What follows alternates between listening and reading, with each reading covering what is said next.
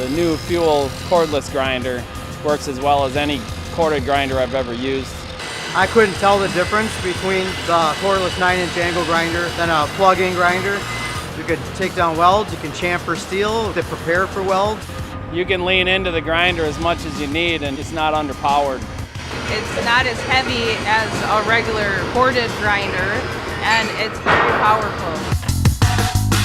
The new 9-inch fuel grinders with the 9-inch wheel, you got more cut depth and you got more grinding capability before you need to change wheels. It's unique for a cordless grinder to have the option to run a 7-inch or a 9-inch. With a 12.0 battery pack, I did everything that I needed to do today, and there was still battery life in it. Milwaukee 12.0 has plenty of power to run all day.